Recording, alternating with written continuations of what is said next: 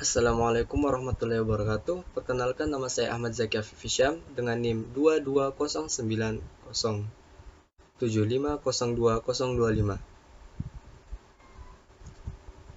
Pada kesempatan kali ini saya akan membahas tentang apa itu bisnis digital. Materi ini meliputi apa definisi bisnis digital, mengapa bisnis digital penting, bagaimana ruang lingkup bisnis digital, bagaimana infrastruktur bisnis digital, dan apa contoh model bisnis digital. Yang pertama, definisi bisnis digital. Bisnis digital dapat didefinisikan sebagai suatu kemampuan berbisnis yang memanfaatkan teknologi terkini dalam menjual sebuah produk. Bisnis digital merupakan industri bisnis yang paling kompleks saat ini, yang diperkirakan akan terus tumbuh setiap tahunnya dan meningkat drastis dari waktu ke waktu.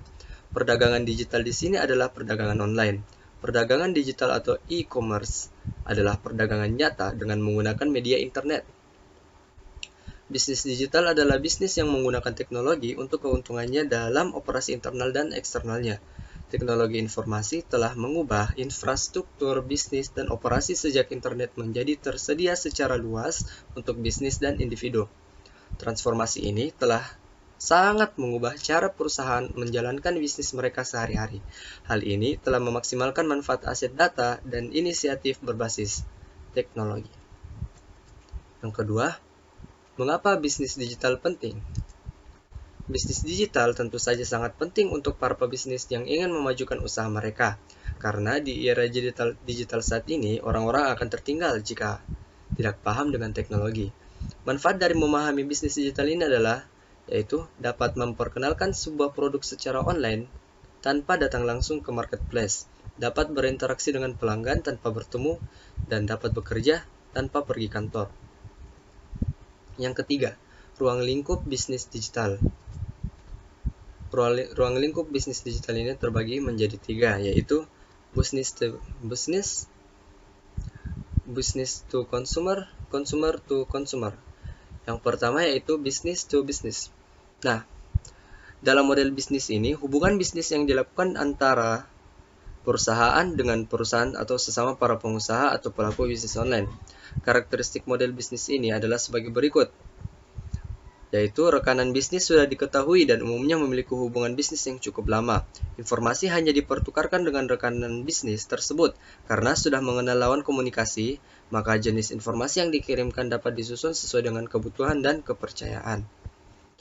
Pertukaran data atau data exchange yang berlangsung secara berulang dan berkala, misalnya setiap hari dengan format data yang telah disepakati. Ketiga, salah satu pelaku dapat melakukan inisiatif untuk mengirimkan data. Yang kedua ada business to consumer.